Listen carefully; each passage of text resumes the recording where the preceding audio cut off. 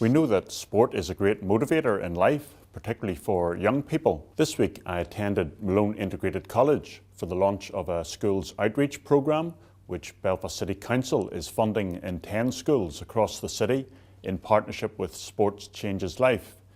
The programme has been supported by Victory Scholars, who are American university students here for a year, and many of them coaching basketball.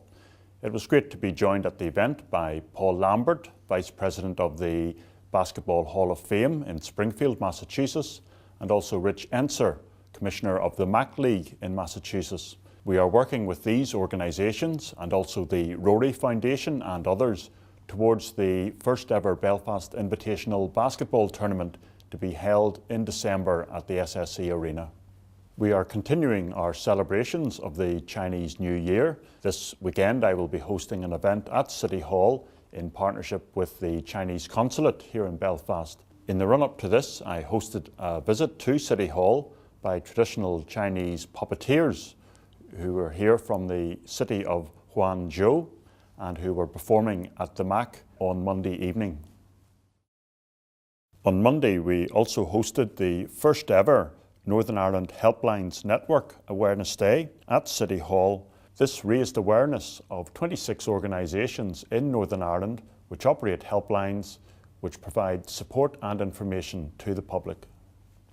Belfast has produced many famous musicians. This week I was delighted to hold a reception for rock and blues harmonica virtuoso Billy Boy Miskimmon. Coming originally from the Shankill and Woodvale area, Billy has gone on to have a career in the modern music industry, playing with the likes of the Yardbirds, B.B. King, Stiff Little Fingers and Mark Almond, as well as his own bands 9 Below Zero and the Mercy Lounge. It was a pleasure to welcome Billy and members of his family and friends and to congratulate him on his contribution to the music scene. I was also very pleased to host a visit by women from Falls and Shankill Women's Centre, along with refugee and asylum-seeking women living in West and North Belfast, who they have befriended through their Welcome Project. I also enjoyed meeting again with members of the Cullen Area Men's Shed Project, who I visited earlier this year. They presented me with a photograph of Divis Mountain taken by one of their members.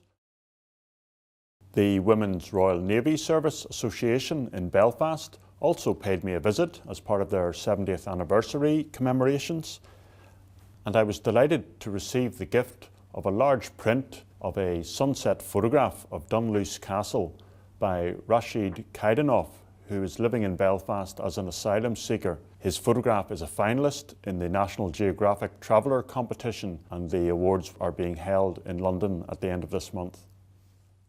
I was very pleased to host a banquet in City Hall for carers as part of this year's Four Corners Festival in Belfast. I must commend the festival organisers for providing this recognition for some of those who provide endless hours of care for family members due to illness or disability. I was very pleased that my mum was among those attending, as she is very much in a caring role for my father, who sadly has dementia. It was good fun to be invited to St Maliki's College for a fundraising colour run organised by students as part of their PE course. This raised funds for PIPs, who do so much good work in North Belfast. Thankfully, I arrived after the colour run and managed to escape without being covered in powder.